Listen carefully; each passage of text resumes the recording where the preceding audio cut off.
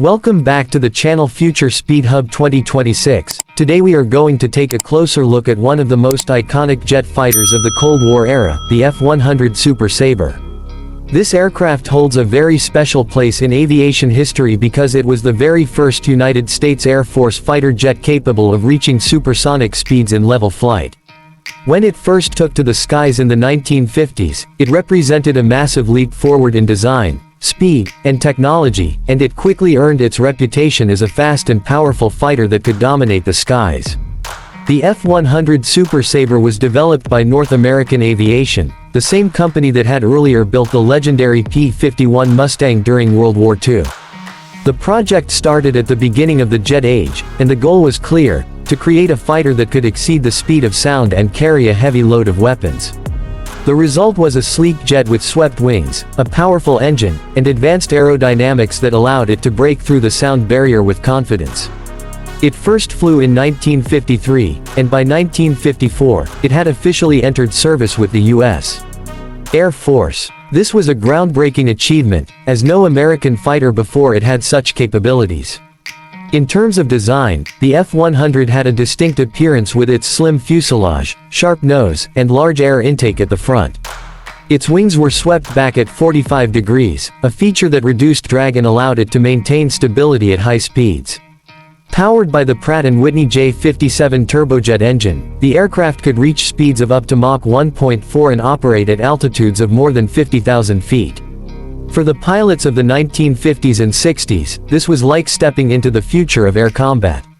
The F-100 was not just about speed, it was also heavily armed. It carried four 20mm M39 cannons as standard equipment, which gave it powerful firepower for dogfighting. It could also be loaded with bombs, rockets, and even early guided missiles, making it a versatile fighter-bomber that could perform a wide range of missions.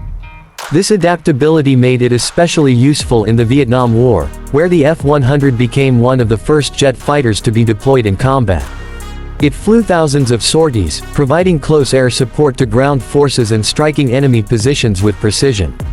One of the key roles the F-100 played was in close support missions where it attacked enemy troops, supply lines, and defensive positions. Its ability to carry a variety of weapons meant it could adapt to different mission types, from air superiority to ground attack.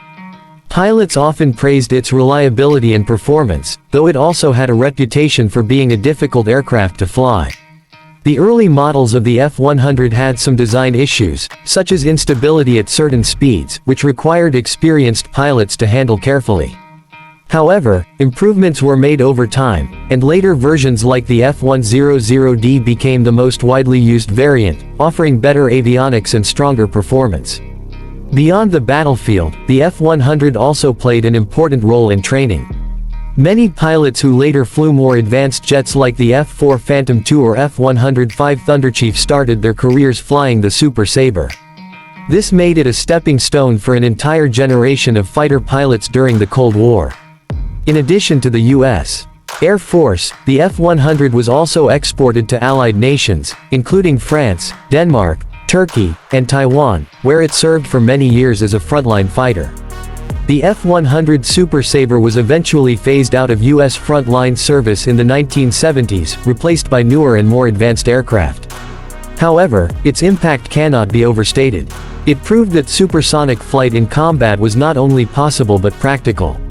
It helped shape the design philosophy for future fighters, leading the way for aircraft like the F-104 Starfighter and the F-4 Phantom II. The lessons learned from the F-100's design, both its strengths and its weaknesses, influenced decades of fighter development that followed. Even today, aviation enthusiasts, historians, and pilots remember the F-100 with great respect. At air shows and in museums, surviving examples of the Super Sabre continue to draw attention as symbols of the bold innovation of the jet age. With its roaring engine, powerful silhouette, and legendary service history, it represents a time when air power was rapidly evolving and pushing the boundaries of what was possible. The F-100 Super Sabre may no longer fly combat missions, but its place in history is secure. It stands as a reminder of how far technology advanced in such a short period after World War II and how the determination to dominate the skies drove innovation forward. For the United States Air Force, it was the beginning of the true supersonic era, and for the world, it was proof that the future of flight had arrived. Thank you for watching Future Speed Hub 2026. I hope you enjoyed learning more about the legendary F-100 Super Sabre. Don't forget to like, share, and subscribe for more deep dives into the history of iconic aircraft. I will see you in the next video.